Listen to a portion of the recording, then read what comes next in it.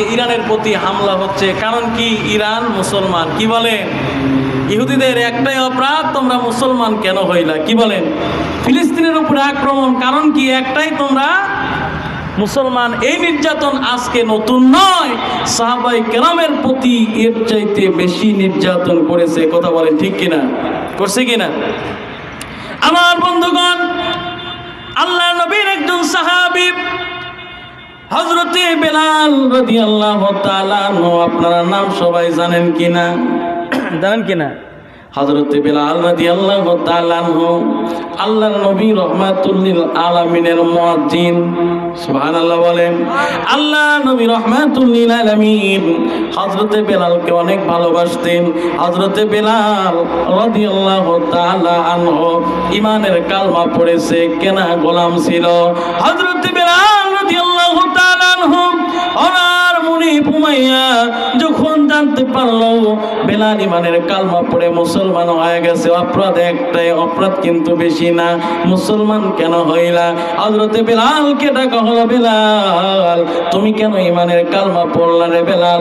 এখনো সময় আছে, তাড়াতাড়ি ঈমানের কালমা ছেড়ে দাও, যদি না ছাড়ো তোমার প্রতি নির্যাতনের স্টিম রোলার চালানো হবে। এ বেলাল, আর যদি ঈমানের কালমা ছেড়ে দাও তাইলে তোমাকে টাকা পয়সা ধন দৌলত দেওয়া হবে, গোলাম থেকে আজাদ করে দেওয়া হবে। হযরতে বেলাল বলে, না না, আমি যে কালেমা পড়েছি জীবন যায় যাবে, তথাপিও এই কালেমা আমি বেলাল ছাড়ব না। সুবহানাল্লাহ বলেন। কারণ ইসলাম একমাত্র কি ধর্ম? সঠিক এবং মনোনীত ধর্ম। কি বলেন?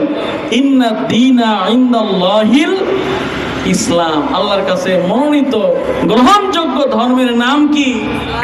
এই ইসলাম যারা একবার গ্রহণ করে তারা কি আর বের হয়? কেন হয় না? বেলাল কি বলে? টাকা পয়সা কত অফার? বলে না, যত অফারই দাও জীবন যায় যাবে, তথাপিও ঈমানের কালেমা ছাড়ব না। আমার বন্ধুগণ, এইবার কাফেররা বলে, বেলাল কি করে ঈমানের কালেমা ছাড়াইতে হয় রে বেলাল? সেটা আমাদের জানা আছে।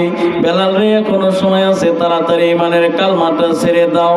আমার বন্ধুগণ মনোযোগ দিয়ে শোনেন, হযরতে বেলাল রাদিয়াল্লাহু তাআলা ঈমানের কালেমা ছাড়ে না।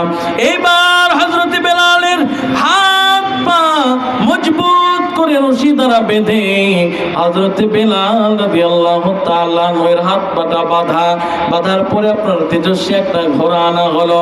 আনার পরে হযরতে বেলালের হাত পা বাঁধা, ঘোড়ার পায়ের সাথে শক্ত একটা রশি দিয়ে বেঁধে দেওয়া হলো, যেন এই ঘোড়াটা টেনে হিঁচড়ে বেলালকে মরুভূমির উত্তপ্ত বালু, মরুভূমির তাপযুক্ত বালু পাথর এইগুলো আগুনের মতো হিট হয়ে আছে, গরম হয়ে আছে, এর উপর দিয়ে যেন টেনে হিঁচড়ে নিয়ে যায়, আর বেলালটা যেন ক্ষতবিক্ষত হয়ে ইন্তেকাল করে মারা যায়। আমার বন্ধুগণ, হযরতে বেলাল রাদিয়াল্লাহু তাআলা আনহু ওনার হাত পা বেঁধে যখন আপনার ঘোড়ার পায়ের সাথে যখন বেঁধে দেওয়া হলো, ঘোড়াটাকে তাড়ায় দেওয়া হলো, ঘোড়াটা দৌড়ের পর দৌড়, ঘোড়াটা কত গতিতে দৌড়ায় আপনারা দেখছেন কিনা? ঘোড়া দৌড় দেখেন নাই? খুব দ্রুত দৌড়ায়।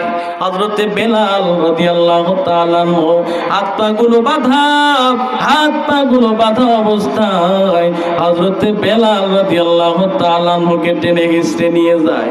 এইবার হযরতে বেলাল এই বালু পাথরের উত্তপ্ত গরম হযরতে বেলালের হাত পায়ে বিভিন্ন জায়গা থেকে চামড়া খসে পড়ে। এইবার সারাটা দিন যখন এইরকম করে টানা হেঁচড়া করা হলো, হযরতে বেলাল রাদিয়াল্লাহু তাআলা শুধু জবানে আল্লাহর নাম রেখেছে। জোরে বলেন সুবহানাল্লাহ। আল্লাহর নাম কোথায়? জবানে। এইবার যখন সন্ধ্যা লেগে গেছে, ওই ঘোড়াকে ধরে নিয়ে আসা হলো। আসার পরে দেখে বেলাল এখনো মরে নাই। জোরে বলেন সুবহানাল্লাহ। কাফেররা বলে, কি বেলাল, এতক্ষণ তো বেঁচে থাকার কথা না, কারণ যত দূরে ঘোড়াকে তাড়িয়ে দেওয়া হয়েছে, তোমাকে টানা হেঁচড়া করে টেনে হিঁচড়ে নিয়ে গেছে, তোমার তো জীবিত ফিরে আসার কথা নয়। কিন্তু বেলাল, তুমি কিভাবে ফিরে আসলা? এইবার হযরত বেলাল বলে, ও কাফেরেরা শোনো, আমাকে তোমরা ঘোড়ার পায়ের সাথে বেঁধে দিছো, আমাকে বাঁচানোর মতো আর কেউ নাই। আমি শুধু আমার জবানে আল্লাহর নাম জপেছি, আল্লাহর নাম স্মরণ করেছি। আমার যত কষ্ট হয়ে গেছে আমি বেলাল বিন্দু মাত্র কষ্ট পাই না। বলে দাঁড়াও, এখনো সময় আছে রে বেলাল, এখনো ইমানের কালমা ছেড়ে দাও।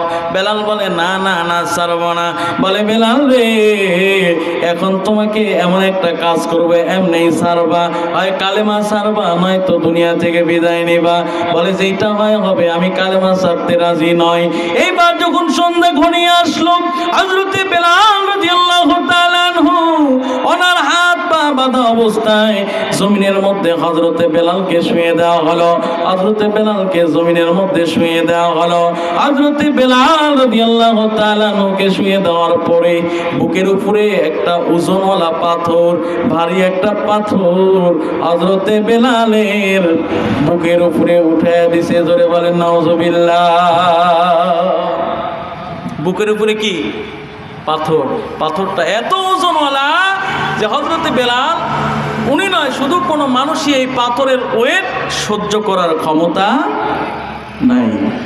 এই পাথরটা যখন হযরতে বেলালের বুকের উপরে দিছি, কাফেররা বলে বেলাল তাড়াতাড়ি কালেমা যদি ছাড়ো আর তোমার বুকের উপরে পাথরটা সরাইয়া দেওয়া হবে, তোমাকে মুক্ত করে দেওয়া হবে। বেলাল বলে না না, ইমানের কালমা আমি ছাড়তে রাজি নই। এইবার বলে বেলাল তাইলে বুঝবা আজকে রাত আর তোমার পার হবে না। এইবার যখন আপনার বুকের উপরে পাথর, বিশাল বড় ওজনওয়ালা ভারী একটা পাথর বুকের উপরে, হযরতে বেলাল রাদিয়াল্লাহু তাআলা আনহু আল্লাহর দিকে মুতাওজ্জহ হয়ে বলে আল্লাহ, আজকে সারাটা দিন ঘোড়ার পায়ের সাথে আমারে বেঁধে দিছে আল্লাহ। আমি বারবার আপনার কালেমা জপেছি, আপনার নাম জপেছি আল্লাহ। আমি কোনো কষ্ট অনুভব করি নাই, কোনো কষ্ট আমার হয় নাই, কিন্তু আমার বুকের উপরে এত বড় পাথর চাপা দিছে আল্লাহ, আপনার নাম নিতে আমি পারি না। এত ওজন, এত ওয়েট, আপনার নাম নিতে আমার কষ্ট হয় আল্লাহ। আপনি যদি নমরুদের অগ্নিকুণ্ড আপনি ইব্রাহিম আলাইহিস সালামের জন্য আপনি জান্নাতের বাগান বানায়া দেন, শান্তিদায়ক বানায়া দেন আল্লাহ গো। আমি তো আপনার হাবিবুল্লাহ নবীর উম্মত, আমার তো কোনো অপরাধ নাই, কালেমা পড়েছি, মুসলমান হয়েছি, এটাই আমার অপরাধ আল্লাহ। আমার বুকের পাথরটা আপনি তোলার মতো বানায়া দেন, সুবহানাল্লাহ। এইবার হযরতে বেলাল এই দোয়াটা যখন করেছে, করার পরে কাফেররা সকালবেলা তাড়াতাড়ি করে আসছে। বেলালের তো আর বেঁচে থাকার কথা নয়, কারণ যেই পাথরটা বুকের উপরে দিছি হযরতে বেলাল আর জীবিত থাকার কথা নয়। এইবার কাফেররা আসছে, আসার পরে যে দৃশ্যটা দেখছে, দেখে হযরতে বেলাল নিঃশ্বাস নেয় আর নিঃশ্বাসের সাথে ওই ওজনওয়ালা পাথরটা উঠে আর নামে, সুবহানাল্লাহ। এইবার কাফেররা দেখে অবাক, হে বেলাল, কারণ কি এত বড় ওজনওয়ালা পাথর তোমার বুকের উপরে উঠে আর নামে? বলে আল্লাহর কাছে আমি আমার নবীর ওসিলা দিয়ে দোয়া করেছি যে আল্লাহ, নমরুদের অগ্নিকুণ্ড যদি ইব্রাহিম আলাইহিস সালামের জন্য শান্তিদায়ক হতে পারে, আমি তো আখিরি জামানার নবীর উম্মত, আমার বুকের উপরের পাথরটা তোলার মতো কেন হবে না? আল্লাহ আমার এই বুকের উপরে ওজনওয়ালা পাথরটা হালকা করে দিছে, আর আমি কালেমা জিকির করেছি আর আমি কোনো কষ্ট অনুভব করি নাই। আমার বন্ধুগণ, তাইলে দেখেন হযরতে বেলাল কষ্ট কম করছে না বেশি? একটু ভাবেন, আমার আপনার উপরে এত কষ্ট লাগবে না যদি সামান্যতম কষ্ট আসে। আমাদের যে ইমানের হালত, আমাদের অবস্থা কি হবে? অবস্থা খারাপ হবে কিনা? হ্যাঁ, হযরতে বেলাল দেখেন কেমন নবীর মহব্বত। হযরতে বেলাল রাদিয়াল্লাহু তাআলা আনহু আল্লাহ নবী মসজিদে নববীর ইমাম, আর হযরতে বেলাল ছিলেন মুয়াজ্জিন। সুবহানাল্লাহ বলেন। ইমামের সাথে মুসল্লিদের তুলনায় মুয়াজ্জিনের সম্পর্ক কম হয় না, বেশি হয়? হঠাৎ করে একদিন আমার আপনার নবী রাহমাতুল লিল আলামিন ফজরের নামাজের সময় হয়ে গেল।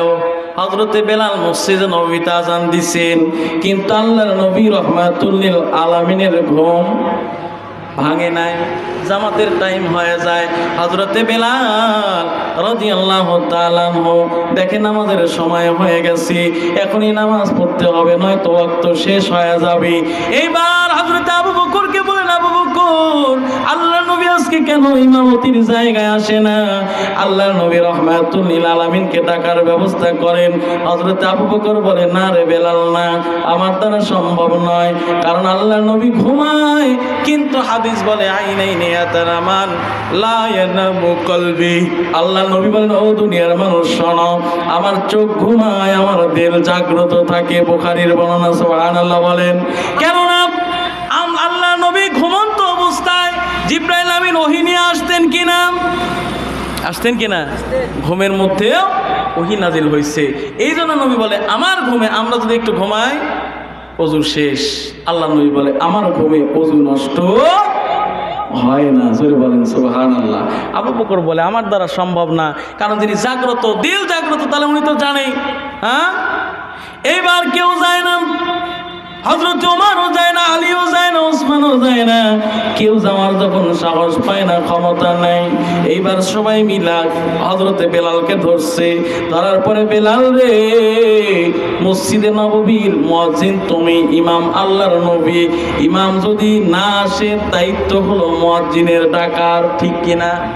হযরতে বেলাল বলে, ও নবীর সাহাবীরা, আপনারা বড় বড় সাহাবী, বিশিষ্ট সাহাবী, আর আমি হাবশী বেলাল, আপনারা কেউ সাহস পান নাই, আর আমি বেলাল কেমনে সাহস পাই? সবাই জোর করে ধরে বলছে, বেলাল তোমাকে ডাকতে হবে। জোর করে পাঠায় দিছি। আল্লাহর নবী রাহমাতুল লিল আলামিনের হুজরা মোবারকের দরজায় হযরতে বেলাল গিয়া দাঁড়া আছে, হুজরা মোবারকের দরজায় দাঁড়াইয়া আছে। কি বলে আল্লাহর নবীকে ডাক দিবে? বেয়াদবি যদি হয়ে যায়। আল্লাহর নবী হলেন ঈমান, নামাজ হলো আমল। কি বলেন? নামাজ ইবাদত, আর নবীর প্রতি মহাব্বত, নবীর প্রতি বিশ্বাস, নবীর প্রতি তাজিম, এটার নাম কি? ঈমান। ঈমান যদি না থাকে আমলের 4 পয়সার কোনো লাভ হবে? আর ঈমান যদি থাকে অল্প আমলেই কি হবে? নাজাতের যথেষ্ট হয়ে যাবে। সুবহানাল্লাহ বলেন। এবার বেলালকে যখন জোর জবরদস্তি করে সাহাবীরা আল্লাহ নবী হুজরা মোবারকের নিকটে জোর করে দিছে, বেলাল কি বলে ডাকবে? হ্যাঁ, যে নবী ওঠেন, নামাজের সময় পার হয়ে যায়, বলা যাবে? হযরতে বেলাল রাদিয়াল্লাহু তাআলা আনহু কি বলে ডাকবে? মুখের ভাষা হারিয়ে ফেলছে, কি বলে ডাকবে? সময়টা পার হয়ে যায়। এদিক থেকে আবু বকর বলে, বেলাল রে, কি রে বেলাল, নামাজের সময় তো প্রায় শেষের দিকে চলে যায়, তাড়াতাড়ি ডাকার ব্যবস্থা করো। হযরতে বেলাল কি বলবে, কি বলবে এমনটা ভাবতেছিলেন। মুহূর্তের মধ্যে হযরতে বেলাল রাদিয়াল্লাহু তাআলা আনহু তার জবান থেকে বের হয়ে গেল, আসসালাতু খায়রুম মিনান নাওম। জোরে বলেন আল্লাহু আকবার। আল্লাহর নবী ঘুম থেকে উঠলেন, হুজরা মুবারক থেকে বের হলেন, হওয়ার পরে মসজিদে নববীতে ইমামতি করলেন। নামাজটা যখন শেষ হয়ে গেল, ডাকতে বলে, বেলাল রে, এই শব্দটা আমি তো তোমারে কোনোদিন শিখাই নাই, এই শব্দটা কোথায় পেলে? হযরতে বেলাল থরথর করে কেঁপে বলে, ইয়া রাসূলুল্লাহ, ইয়া হাবিবাল্লাহ, নবী গো, এই শব্দটা আমি কোথায় পেয়েছি জানি না, সাহাবীরা জোর করে আমারে দিয়ে পাঠাইছে আপনারে ডাকার জন্য। আপনারে কি বলে ডাকবো, আমার মুখের ভাষা নাই, হঠাৎ করে আমার জবান থেকে এই শব্দটা বের হয়ে গেছে। আল্লাহর নবী ডাক দেয়, বলে, বেলাল রে, তোমার জবান থেকে যে এই শব্দটা বের হয়ে গেছে, আজ থেকে কিয়ামত অবধি পর্যন্ত মুয়াজ্জিন সাহেবেরা যখন ফজরের আযান দিবে, হাইয়া আলাস সালাহ, হাইয়া আলাল ফালাহ, এরপরে আসসালাতু খায়রুম মিনান নাওম বলা আমি নবী বাধ্যতামূলক করে দিলাম। জোরে বলেন সুবহানাল্লাহ। সেই বেলাল ঈমান বাড়ছে না কমছে? নির্যাতন যত করেছে ঈমান তত বেড়েছে। মুসলমান এমন জাতি, জীবন দিবে শহীদ, বেঁচে থাকবে বিজয়ী। দুইটা অপশন। কি বলেন? বেঁচে থাকলে বিজয়ী, নয়তো শহীদ। ঠিক কিনা? হ্যাঁ, আমাদের প্রতিও যখন যদি কোনো এরকম নির্যাতন আসে, আমরা টিকতে পারবো না। বলেন সবাই, ঈমানের পথে অবিচল থেকে আমার মরণ যেন হয় ঈমানের পথে অবিচল থেকে আমার মরণ যেন হয় তোমারই কাছে মিনতি আমার মহান মহিম দয়াময় ঈমানের পথে অবিচল থেকে আমার মরণ যেন হয় যদি বলুন আল্লাহুম্মা আমিন।